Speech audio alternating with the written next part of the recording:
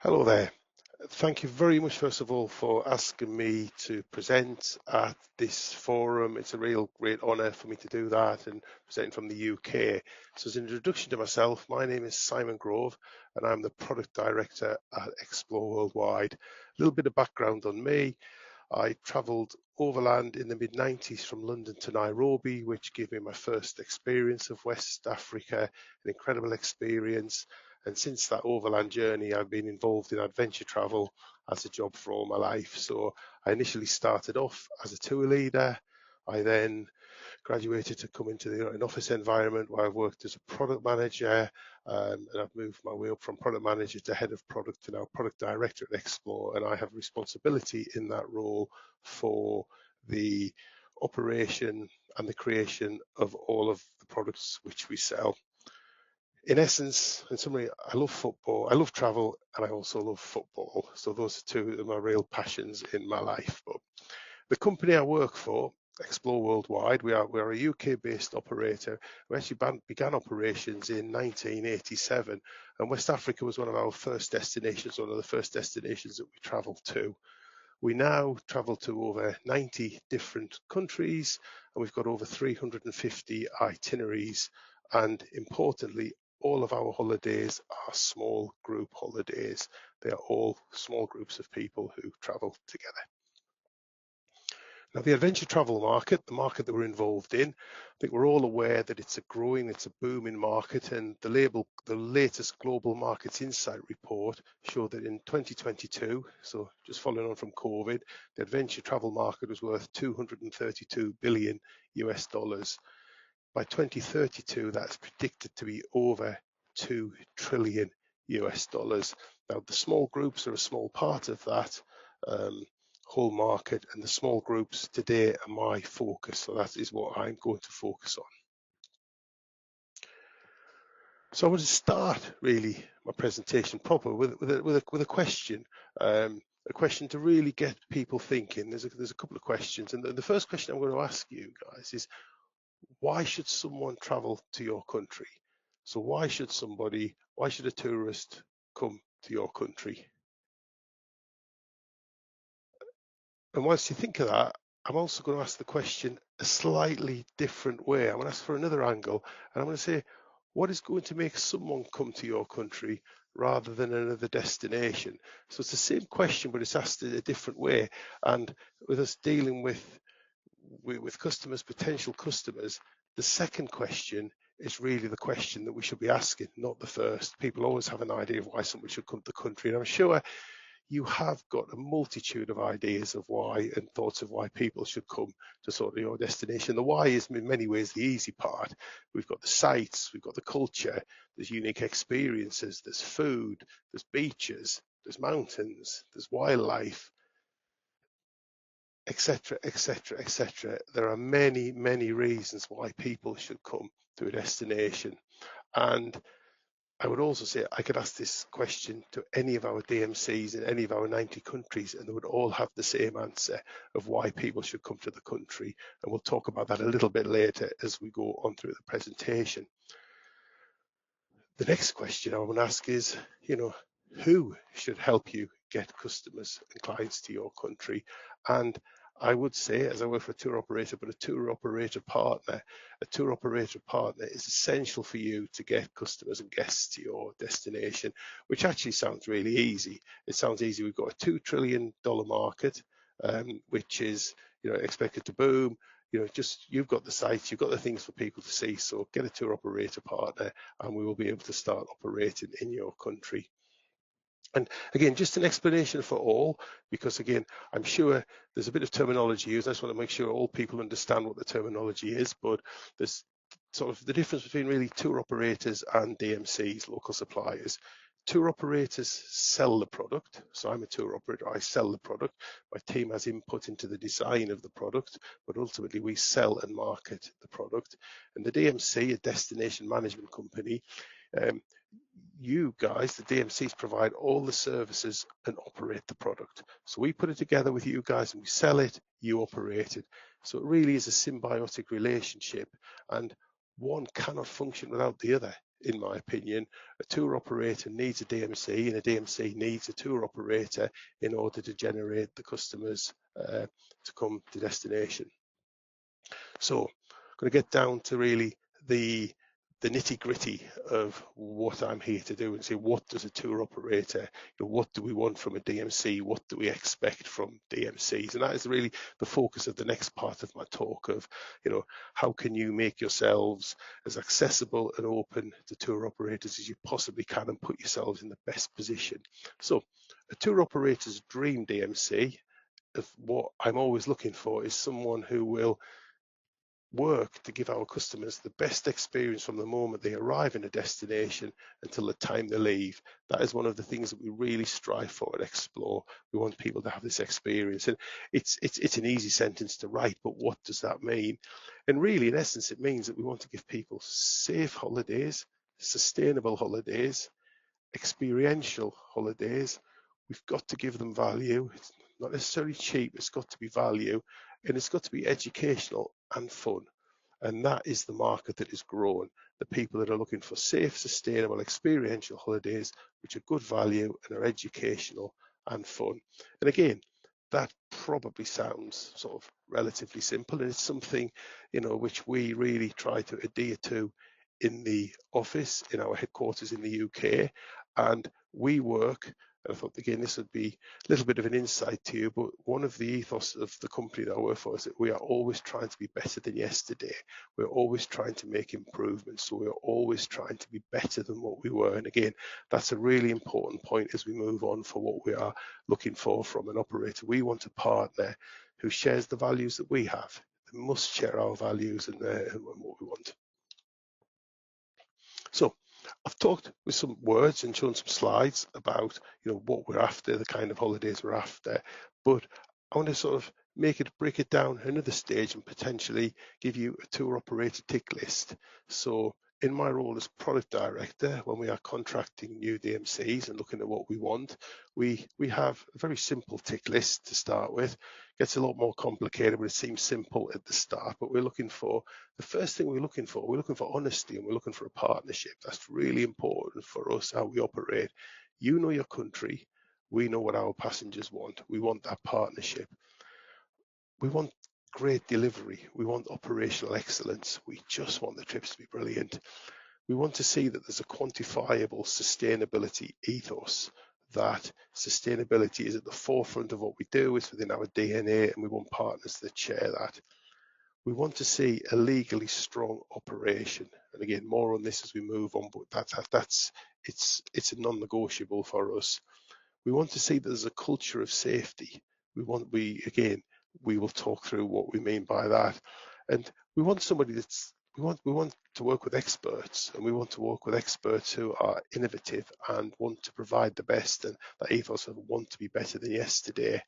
And we're looking for somebody who really is going to have an ability to fully represent the brand values of Xplor or another tour operator.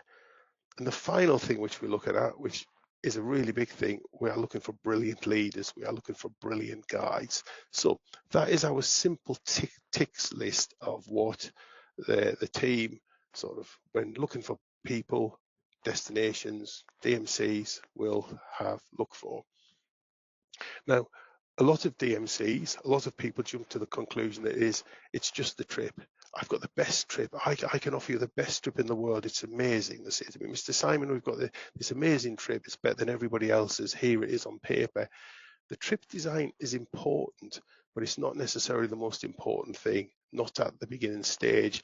And I've put a picture of an iceberg up on the screen, primarily because I think we all know with an iceberg, an awful lot of what happens underwater. You can't see it. And again, an awful lot of what we want as an operator happens behind the scenes. It's not clearly visible to people, but if it's not there, it doesn't work. If the iceberg hasn't got support underwater, it just collapses and becomes seawater. So it is the tip of the iceberg, what we're after. And the main thing which we really want to look at initially is safety and legislation. We want to work with people who are going to ensure that we operate legally. And operating legally means we operate legally in the UK market, which is where we're based. And again, that's really important. and it can seem really boring. It's not the most exciting part of tour operating, of making sure you tick all the boxes and everything works, but it has to be done. It protects us and it protects you. And often we won't go beyond the initial discussions if we can't find somebody who is going to operate in this manner. And again, that applies for the vast majority of good tour operators from the UK, Europe, Americas, and Australia. There's a couple of musts here. And to get over that initial hurdle of being able to work with us or us to consider you, you must get public liability insurance. We've previously, when I said about the safety legislation, that we will it's something that we look for. We do look for the protection element that it gives. Protects you, protects us.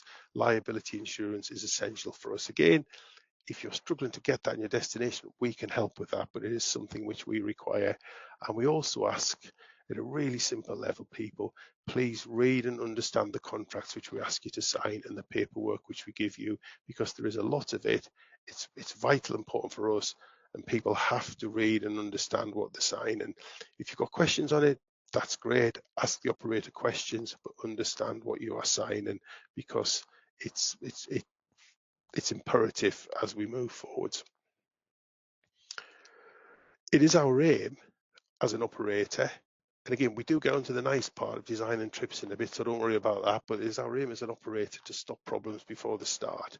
We really want to do it, and we have quite a robust risk management process. Again, most operators will have this, and the risk management process will be introduced to you at an early stage.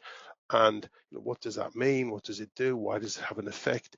I just want to show sort of a few words, really, what we took from our customer satisfaction questionnaires within a week. And this was a week of operating trips around the world. And these were all potential issues which came up, the driver on a mobile phone, the driver going too fast, people snorkeling, the group not being looked after while they were snorkeling, not told to wear seat belts, the leader disappearing, nobody knowing where they were.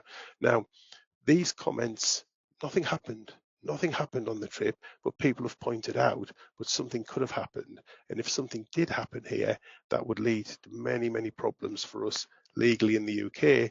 And likewise, it would then lead to problems we'd be dealing with the tour operator about this. So the risk management part of it is essential. And as I said, you may not understand why we're asking to do things. If you don't, then ask and we will help and talk you through, because we do want to help. It is our aim. We want that partnership. We want to be here. We want to help. We want to assist. We want to make things easier for you. We want to make things better for you. So how do we help? We have a risk manual. So when we look into work with operators, we will share our risk manual, which details how we want to operate. And again, it goes back to, this is not something which I just make up, or we'll do this, we'll operate like that. It's to do with legislation in the UK and prevention of liability for us. As part of that, we have standard operating procedures. Again, we have them for hotels, for vehicles, for vessels, for leaders. We also have some rules and regulations which we wish to follow, how to run excursions, what should happen, how to brief. We have all of this information. It's probably an overload of information, and we're well aware of that, because again, different parts of the world have different ways of operating, and so we will offer training for staff and leaders. We will give as much training as necessary so that you understand what we're requiring and how to operate safely for us. We will also have weekly updates, so we follow up with weekly updates to make sure that you're aware of anything that's happened, anything which can be improved. We give advice. It is, and I keep saying this, it is a partnership. If you want advice, we are here. We will give advice. We'll help you on the journey. But I would say you have to do what you've agreed to do in the contract. That is a non-negotiable. So you must be aware of that, and you have to agree to do what you've said to do. The tour operator tick list comes up again, and I want to focus a little bit next on the next stage. So we've signed the legal part, we've got the legal documentation, you're aware of the risk, you're aware you're going to operate the trip safely, which is a given. It's what people expect. They expect to go on holiday and to come back. And then I want to focus on the bits highlighted in red, because it isn't all about safety. It's not all about, as I called before, what is seen as the boring stuff, but it's the good stuff. And when we choose you as a partner, we are choosing you that you've got an ability to fully represent the brand values of Explore. In this case, you are our representative overseas, and so everything that we do, we've got over 100 people in the office. We put trips together. We put those trips together. We work hard to put them. We work with your teams to put them together, and then we hand over the operation of the trips to a brilliant leader. And so the brilliant leaders is the next stage of what I would want to look at, and what you have to be prepared to deliver on to be able to work with sort of UK operators, because they are the experts and they do represent the company. They make or break a relationship. They genuinely, an agent with poor leaders, we would move away from. They are the brand representatives, and I would say they are the most important people in the whole of our operation, because they are the face-to-face contact with passengers and customers on the ground. They have to live the values and ethos of the company. And if we get this wrong, everything else fails. We can have the safest trip in the world. We can have the best trip, the best itinerary, see some fantastic sights. But if we get this wrong, it fails. So we need to get this right. And again, it is something which we will provide training on. So everything's safe. We've got brilliant leaders. Now I've put the good stuff. Now it's about the trip design and our expectations of what we want from DMCs and what is important to us. And again, this is a broad sphere of what I'm looking at, and this is at a very sort of, so it's a very top level of what I am looking at. But the first thing is we want to work with the tour operator to understand the needs of their customers. That's what we want you to do. We want you to work with us so you understand our needs, because I would say that have specific trips for specific tour operators. One size does not fit all. One size does not fit all, in that some operators want luxury trips, some operators want more basic trips, some want slow-paced trips, some want fast-paced trips, some are designed for the under 30s market, some are designed for the over 60s market. Everybody has different requirements, so work with the operator to work with the trip specifically to them, and use your knowledge, the knowledge that you guys have, that your team has, that your staff has. That is what is going to differentiate you from your competitors. I've put here that you beat AI. The knowledge of people within this room will be better than the knowledge what you can find on AI, because you know the next things that are coming. So use that knowledge. Consider sustainability at every stage of the journey, that it's massively important. It is a reason people book now. People book with companies because of their sustainable credentials, and that will only increase as time goes on. If you haven't got sustainability at the forefront of what you're thinking, then you probably won't be in existence in 5 to 10 years' time. And be competitive. You have to be competitive in the market to get people to come. So being competitive isn't necessarily about being the cheapest. It's about offering the best quality at the best price. And again, West Africa is traditionally an expensive area for tour operators to operate to. And people shook their shoulders and said, that's the way that it is. It's expensive. Unfortunately, you are competing against the world on quality, service and price. As I mentioned previously, we've got over 350 trips to 90 different countries. Some of those countries have got world famous landmarks. Jordan's got Petra, India, the Taj Mahal, the Maldives has fantastic beaches. You've got the mountains of the Alps. They've got all fantastic sort of USPs that draw people there. And when people are making a decision to go on holiday, that's one of the considerations they have. What do I want to see? We established before, people want to see the site, but also where am I going to get the value? So if people open a brochure and West Africa is 3 times the price of Jordan, where people can see Petra, then people move away from it. People tend to be sort of value led. Now again, I've talked about price. If it's value, that's a great thing, but our customers are not backpackers. And again, the people who will come to West Africa are not backpackers, but they don't necessarily want luxury. They don't want the 5 stars. It's important to need to match the expectations of the customers with what is available on the ground. And again, as a tour operator, it's our role to talk you through that and to tell you what you want. So you need to give us what we want and what we're asking for, rather than potentially what you believe is the option, or give them luxury they want it because people don't. And really importantly, in an area where hotel rates can be very expensive, especially in major capital cities, our guests are not business travelers. Business travelers travel because they have to be there. They have to be there. Our guests don't have to go there. They can choose to go anywhere in the world. So again, when putting trips together, we need to consider how we can potentially minimize some of the expensive costs in some of the major cities and balance that out so we can get a trip which is competitive, which is balanced, and which sees all of the things that we have to see. And I would say, when people don't get many travelers come in, they tend to charge a higher price. That's the way it is to cover costs. But aim for higher volumes of customers. Be take a risk. Aim for higher volumes of customers. The financial benefits will come. If West Africa is a good value destination, perceived as a value destination, customers will come. The more customers will come, the more money will be made. So aim for higher volumes of customers than potentially what are coming through at the moment.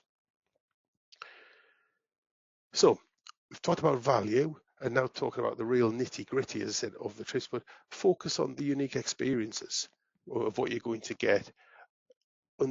Authentic, and I think this is where West Africa really does rise, and it really does shine, that authentic customer experiences are the undoubted winners. That's what people want. All the research shows people want authentic experiences. They don't want tacky cultural shows. They don't want that. And again, what is ordinary to you may be extraordinary to customers. So there's a picture here which I took in Sudan, and this is four gentlemen having lunch, and our group joined them for lunch. It was a very simple lunch. We joined them, and for many people that was the highlight of the trip, joining people on that simple lunch. So what is just an ordinary lunch at a truck stop became extraordinary for the group.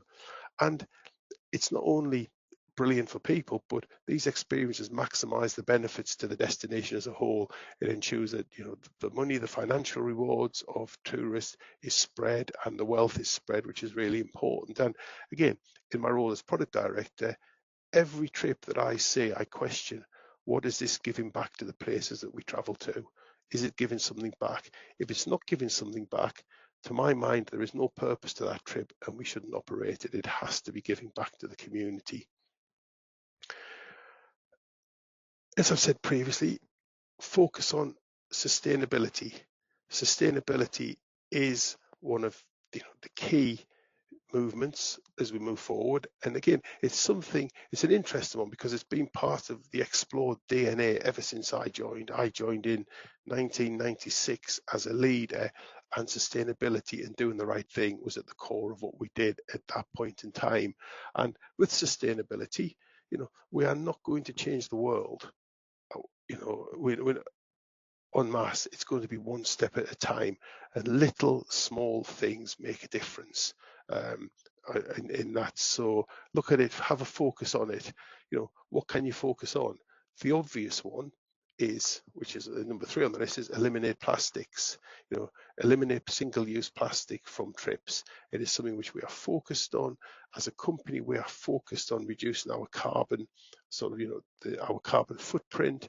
One of the things we can do is we can eliminate plastics. We choose the hotels that we're going to do. Are they environmentally friendly? We make sure that people in our supply chain are paid fairly. I talk about rates and I talk about value, but people have to be paid fairly. Leaders have to be paid fairly. Drivers have to be paid fairly.